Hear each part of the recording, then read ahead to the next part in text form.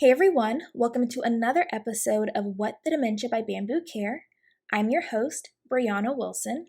I am a certified dementia practitioner and the founder of Bambu Care. So on today's episode, we'll be talking about something that I've actually brought up in a couple of episodes, but I never really went into depth about, and that is establishing a routine. And so I've talked about the importance of establishing a routine when it comes to sundowning. I've talked about it when it comes to dealing with apathy, and establishing a routine is also good if you're having any kind of issues with like sleep or if your person may be displaying certain behaviors. It could be because their routine or lack thereof is a little bit out of whack. So one thing I want to make clear before I get started is that a routine is different from a schedule. And so although you may hear these terms used interchangeably, I want you to understand that the way that I'm talking about it, they're different. So with a routine, there is a sequence of tasks that follow a predictable order. When we talk about a schedule, we're emphasizing the time component. So for example, at 8 a.m., you wake up. At 8:30, you eat breakfast, so forth, so on. A routine would just be first you wake up, then you eat breakfast. The time component is not as important, okay? So why do we even need a routine to begin with? So in general, most people living with dementia tend to function better when things are consistent and predictable, okay? And a familiar routine can decrease stress not only for your person living with dementia, but also you as the care partner, because you kind of have an understanding of how the day is going to flow. And the good thing about routines is that you can always change the routine if you need to, but it allows enough flexibility that you don't have to stress yourself out. Because when you have something like a schedule, if you get off of that schedule, so behind schedule, meaning that you're running kind of late, you're not on the specific time you need to be on, it can cause you to kind of stress out and freak out because everything that you needed to get done isn't being done in a quote unquote timely manner. Okay?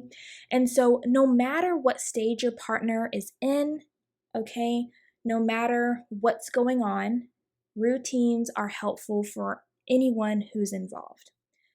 So, when we talk about establishing a routine, there are a few components that you want to make sure you are taking into consideration, okay? So, one is meals. So, that includes breakfast, lunch, dinner, and snacks. You want to make sure you're accounting for all those things. Another thing is hygiene. So, this could be clothing changes, baths, grooming activities, things like that. Medications, if they take medications. Some people just take medications in the morning and then at night, and some people take their medications 3 times a day, usually falling in line with their meals. Okay? And then another thing is toileting, which is especially important if your partner is incontinent. You want to make sure you have this kind of consistent routine of either changing them or of reminding them to use the bathroom. So sometimes people will put their partner on what's referred to as like a toileting schedule. So every 2 to 3 hours, they'll take their partner to the bathroom to use it, okay? You also want to make sure you're considering stimulating activities, leisure activities, and then restorative activities such as sleep or naps. Because some people function really well and actually much better if they end up taking a nap at like the optimal time, okay? Whereas others, if they take a nap, it really just throws them off, okay? And then you want to make sure that you're accounting for any appointments, visitations, and then your own self-care. Make sure that you put your own self-care into the routine, okay? So let's talk about some other things that are really important to take into consideration when you're kind of creating this routine. So for one thing you want to make sure is that if your house has poor lighting, that you're opening the blinds turning on the lights and all that good stuff in the morning. And if you can, even get them outside. Sunlight is so good for us. Getting the optimal amount of vitamin D actually helps people sleep better too. It kind of like regulates the sleep cycle, if you will. So, getting them some sunlight, some good light during the day is so good. And then you want to make sure that you then close those blinds at night and then still turn the lights on until bedtime to kind of help reduce those shadows, which can then cause, delusions or misinterpretations of the environment. Okay? Another thing that you want to make sure that you're doing is that you're balancing activity and rest. You want to make sure that you're providing stimulating activities for your partner, but you also want to make sure that you're not overdoing it and that it's not one activity after another and then another and then another and then another.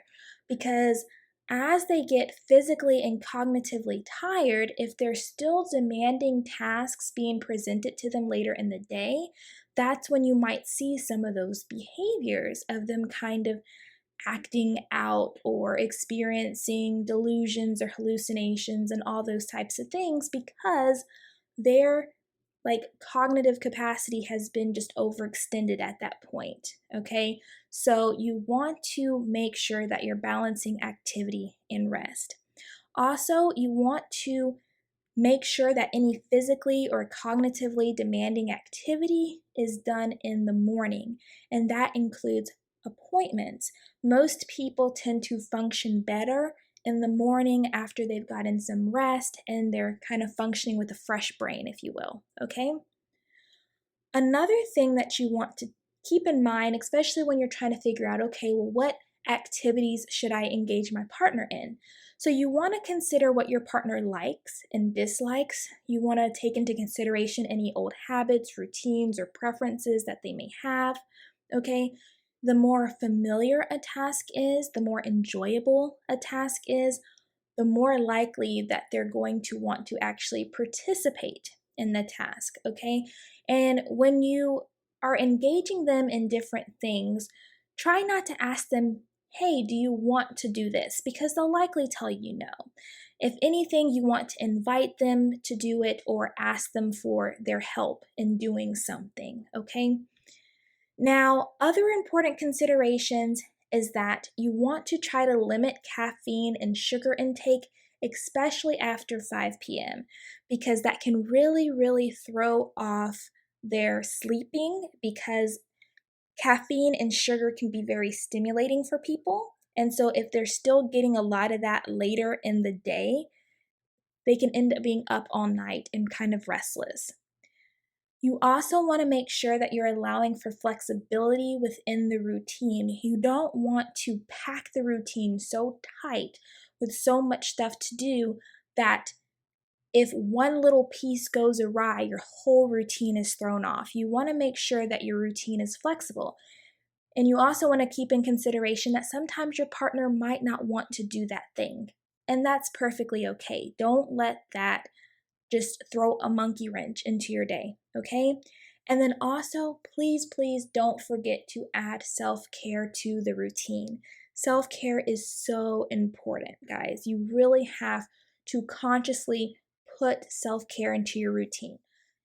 Sometimes it's like, okay, well, I need to find the time to take care of myself. No, you can't look at it as I have to find time. You have to make time. You have to consciously put in the effort to care for yourself, okay? So, real briefly, let's talk about the benefits of activities and why it's just so important to try to engage your partner in meaningful, enjoyable activities.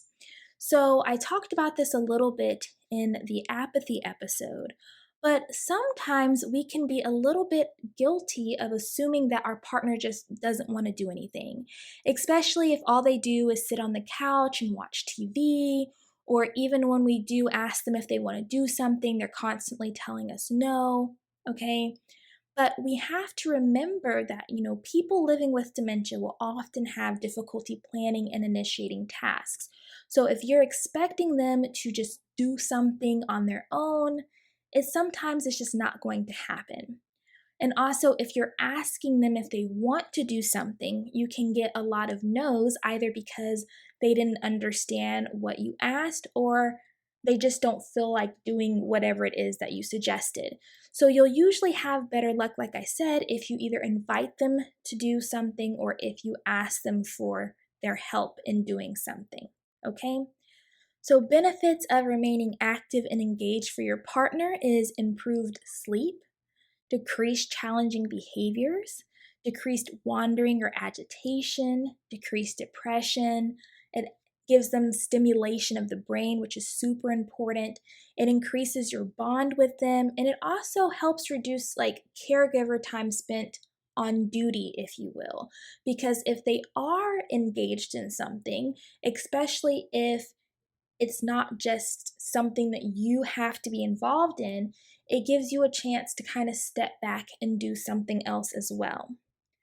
So, I kind of hinted on this already, but when choosing activities for your partner, you want to make sure that you're taking into consideration their personality, their likes, previous habits, roles, hobbies, occupations, okay?